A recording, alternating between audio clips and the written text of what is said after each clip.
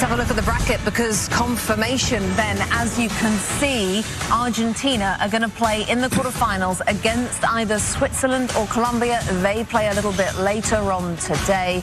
Argentina through once again to the last 8. Time now for the superior player of the match, sponsored by Michelob Ultra. Who is going to be? I think it's that man. He scored the equaliser, 83rd minute. His 8th goal of the tournament. He's missed 2 penalties as well, let's not forget. Look at that's the celebration Alexi was talking about. His record-setting run at this World Cup. Simply, what on earth would they do without him? Welcome inside our studio, Rebecca Lowe, Thierry Henry, Zlatan Ibrahimović, two of them. Rebecca, what's going on? No. I know, I've said it about 2,500 times. I have this aura, but I know. I was going to say 2 of Messi's former teammates as well, and Alexi Lalas. Alexi, you're going to start us off, because before this game, lovely embrace between the 2 stars, and so much happened. You go. Yeah, Egypt didn't get the script, and so they said, no, we're going to take the lead here. Ibrahim, wonderful ball into the box, and he gets some good power on it, and you say, wait a second, is something crazy yet again happening at the World Cup? I know Messi's shaking his head and saying, that's not what is supposed to happen here. And so Argentina said, well, not so fast, because we're going to go down the other end here and try to get this back and restore our good name. That's a foul, all right? It's a penalty. And Hassan takes down Tagliafico, and so it's a penalty. And so what's going to happen? Obviously, Messi's going to step up and put this in the back of the... Wait a second! No! Denied! Talk about not going to script. My goodness. So now we get the sense that maybe something special is happening here. And what else do we got here? Oh, my goodness. What a save. What a save. As you're going to see here, Julian Alvarez trying to score, but the goalkeeper was on fire, and Tagliafico cannot believe it. And then, guys, we were in a very famous now avocado room, and we looked at it as it happened just like now. What a run. Outstanding. And what a pass from Mo Salah. And then Zico, funny enough, scoring against Argentina, but for Egypt. But they went back to check if it was a foul. They actually thought it was a foul, so the goal was disallowed. And then Zico was like, oh yeah, really? You're going to take it out? Well, all right. Let me put it 2-0. Again, Zico scoring against Argentina before Egypt. Boom! 2-0. And then the little man got upset. Put the ball in the box, but what a header from Romero. Please have a look, because there is not a lot in the cross, but the way he rotated his neck there to be able to score was outstanding. 2-1. And the little man was not satisfied with his assist. Look at this shot, boom, boom. But look at this celebration. He doesn't jump one time. And look at this second, bam. This was a different celebration. You could see a lot of emotions behind that. Anger, happiness, everything you can put in there. And it goes in. And he's the top scorer of the World Cup. And then you're gonna see something beautiful here. Look at this pass. 1. Lautaro Martinez brings it with him. He waits. Normally he waits for Messi, but he makes a surprise. Who shows up? Enzo Fernandez. What a header. Put the ball where it comes from, because the goalkeeper will make a movement where the ball goes. Then you're going to put him on the wrong foot, wrong balance, and put it back where it came from. Look at this header. Amazing. Finally, somebody else helping Messi to get the win. Beautiful episode. Look how emotional Messi is. And look how angry Salah is. Or maybe not. Just getting his teammates away, I think, with their disappointment at the end, but that's what we've been talking about. Look what it means for Leo. Yeah, the emotion on his face. The first player in World Cup history to score in 6 straight knockout matches. And what a comeback then. From 2-0 down with 11 minutes left on the clock to win 3-2. Tom Brady wading in. Yep, that might top my 28-3, which was also, by the way, against the Atlanta Falcons, the home stadium where we've been watching the football today. Wow, what a story. Another incredible match at this 2026 World Cup. We're going to take you back over there, guys. It was absolutely incredible to be in this stadium to witness what we have just seen there, because as you guys have pointed out, with just over 10 minutes of this match to go, Argentina, the defending champions, Messi, they were heading home, they were on their way, but then somehow they have managed to turn this around. What a comeback, Javier. How on earth did Argentina do that? I mean, with that passion, Clarence and I were talking about off cameras, not this passion, this grit, this never give up for this team. You know, we can see their fans, you know, they're still singing, they're still celebrating.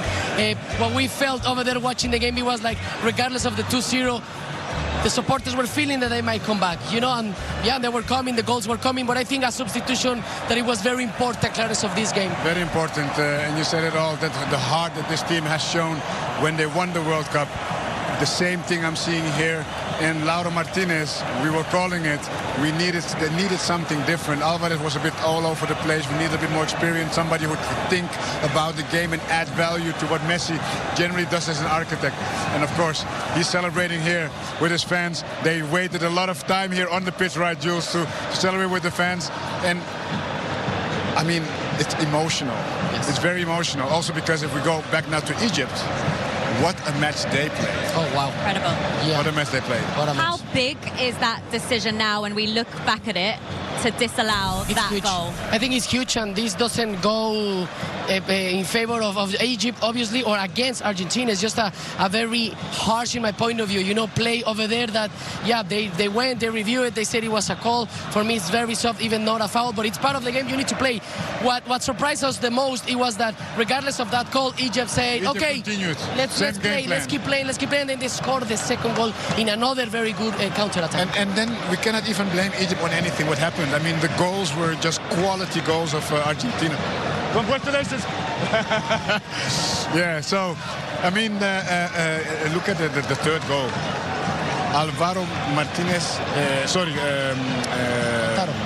Lautaro Martinez, that gets the ball from another striker who went in his own box to get the ball from Salah. One ball up front, waiting for that moment, and then a quality header. Mo Salah, when he came over and saw you on the full-time whistle, did he have any words? What did he say? I think he just said, hi, thank you, and we were just saying that he did amazing, what a run, and not only about his career, and then as well, I wish him luck in his next chapter of his career. What a player, and you imagine he'll still have another World Cup to come. Yeah, well, for sure, and I mean, I said just how proud I am, how he conducts himself. What a gentleman, off the pitch. He's a gentleman, he's amazing. Salah really deserves all the credits. All right, guys, well, as you can hear in this stadium, there is still so much noise going on here, Rebecca. Jules, thank you. So Argentina through to the quarterfinals for the 5th time in the past 6 World Cups, still alive in their title defence. They await the winner then. You know there's going to be extra time. You can have all the talent in the world, but that fight and desire that we've seen from Argentina, fantastic. That's the thing with them. Like I said to Roy, I said, Roy, this is over now. What was we, 70-odd minutes? Yeah, 79. And he said, it's never, Roy said it's not over. But like the fact is that you're scared to play this team because you don't know when they're done. Let's have a look at the disallowed goal. Yes, I think it's really important. We've highlighted it, how we want to compare the fact that that goal was allowed with this one. And it's 1-0 at this stage, remember. Zico does go and make it 2-0. And look how far back it is. Christina explained it extremely well why VAR disallowed it, because Martinez was trodden on. It's not the shirt pull, it's trodden on. And she says this is essentially the same phase of the game. Yes. But I mean, any further back will be in the previous World Cup. If we're going to start disallowing great goals and goals like that for that kind of incident, and we're going back that far, is that what VAR was for? Is that what we brought it in for? Do we want to re-referee the game to that degree? That's a long way to go, Poogs. That's a long way for Argentina to kind of redeem themselves in that situation there. Yeah, I have got to be honest, I'm with you a bit on that. Yeah, I'm torn on it because it's definitely a foul on Martinez, but then we've just probably seen a goal that could have competed with Cape Verde's goal the other day. It was one of the great goals that we've seen disallowed, but it was a foul on Martinez. Yeah, it's a long way. What about Mo's then, Gal? No, look, I get it, and look, there he is, he's being thrown around, but it must be his birthday as well, isn't it? The birthday bumps. Would they have disallowed an Argentina goal like that? Unlikely. Yeah. Well, that hangs in the air, doesn't we go back to football last 30, 40, 50 years. Sometimes the bigger teams do seem to get the benefit of these decisions.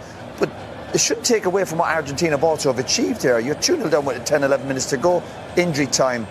So, no, I'm giving all the credit to Argentina. Yeah, decisions can go on for or against you. And then again, a lot of the big teams seem to get the benefit of these decisions. I hope what they they don't achieved and the quality of the goals. Could you imagine if they dropped him? I mean, they're chucking him quite high up in the air, aren't they? Quite a small fella. Ian, why do you think he was crying uncontrollably at the end of the game?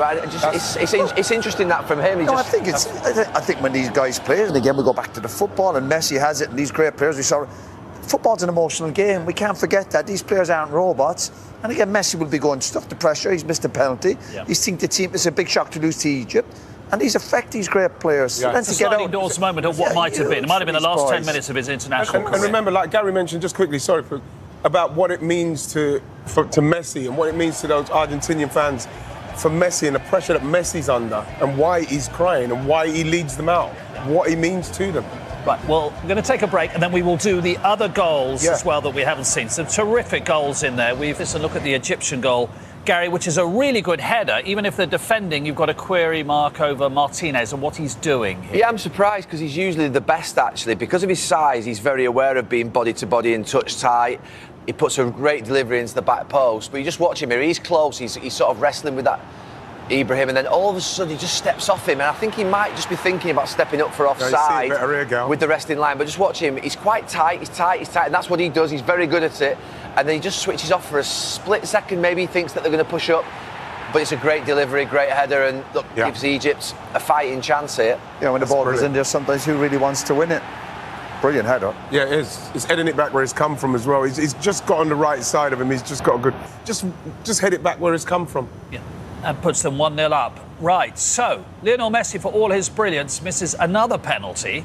It's the second he's missed at this World Cup. That's an unwanted record. When we have a look at it, it's very well created. You like the Messi pass? Yeah, I do. Even though you're thinking that you don't want it to be dropping too deep. But even this pass here just takes a few players out of the game. Lovely way to pass, and obviously poor defender. He's not aware of what's around him.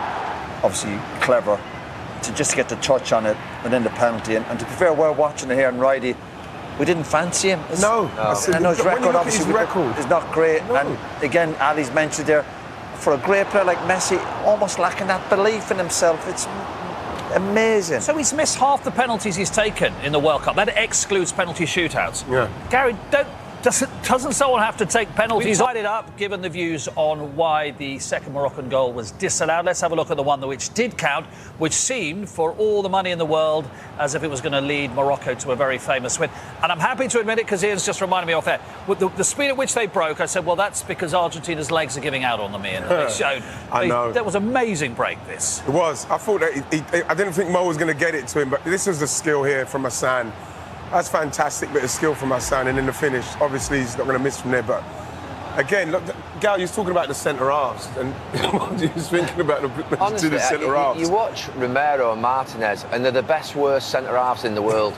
You watch them; they give goals away constantly, but they don't care about giving goals away, because then they'll score goals at the other end, and they have massive personalities, and they keep going. Look, at that point in the game, you think Argentina are hanging on for dear life. They're fighting for their lives. And it's Romero's part of that comeback. You know what I mean? Why is he there? You always ask the question, why is Martinez scoring in the last game? Why is Romero there? Because, do you know something? They don't give in, and they fight, and they fight, and putting centre-halves, when you're 2-0 down with 11 minutes to go, putting a centre-half up front's not unusual, is it? No, of course it's not. Yeah. But it's his movement. It's obviously brilliant delivery. His movement's like a striker. He just pins off the back of the defender. Yeah, poor defending. They're trying to hold a high line. But his movement and his timing, it's like a top-class striker. Yeah. Absolutely fantastic. We go back that desire to try and get back in the game. The goalkeeper's got to do better here. The goalkeeper's got to do better here. I know it's close to him, but once they got this goal, you're feeling one of the biggest words in sport, momentum. Yes. And the momentum changed in the stadium with the players, with the Argentina players, and obviously with the Egyptian players. They now look, we're up against it. Is there a sense of dread? You've been in that situation. Do you think, oh no, we know what's coming? You know something, Mark, is if you're losing 2-0 and you get one back and you're a top team with great experience, honestly, you feel like the walls are going to cave in for the opposition. You can smell it, the anxiety in the crowd, your own crowd are with you. And Joe, as soon as Argentina got one, you just knew it was inevitable. And it's. I want you three to talk us through the technique here of Messi. Ian, start with you. The Messi technique. Well, the only thing, once it's come to him, he's not rushing anything. He's making sure his knee's over that. People will say, yeah, well, look how close he is. But no, there's a man coming towards him. He's got to make sure he gets a good strike on it. And he's not slashed at it. Look at it. Watch. You watch it here better. Look at him. Look. Clean. Brilliant. That is what I'm saying. People just say, yeah, of course he's going to eat like that. But that's a technique. That's that body shape as well. Absolutely. To get over it as much as possible. To make sure you keep it low, because the goal, like Roy was saying, the keeper maybe could have done better. But the fact is that he's made the keeper make a save. He's put it on. But even the way he walked onto it, he didn't get too giddy when he came back. Obviously, it was lovely touch back to him. All these little details, his feet and the technique, and you're thinking, whatever's these great players, I'm going to hit the target. Yeah, keeper gets a hand to it. But again, the momentum was all with Argentina. That little nudge back to him means he's got to get that pattern right, hasn't he? It'd be very easy to be out of kilter. But that's what they do constantly. They don't get ahead of it. He's not stretching for it. It's the little details. It's the timing. It's the football intelligence. The guy's a genius. He's like a professor of the game. Can they win the World Cup again?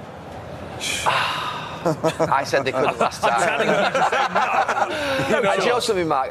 Look, when you watch them against Cape Verde, you watch them against Egypt, and they're not the two best teams in the competition, you think there is no way that this team can continue to go on riding their luck the way in which they are and coming back the way in which they are. That's not luck, though, Gary. That's not luck. That's not luck. No, but they are riding their luck. But it's not luck. How's it luck to score 3 goals? If you give away 2 goals, in games, in knockout games, you're riding your luck because you have to score 3 every time. No. England conceded 2 the other night, but if you scored 3 goals a game, but this team have got a spirit that is very difficult to beat, and they don't give in. So that is something you've got to contend with. But I can't believe they're going to get through every game like this.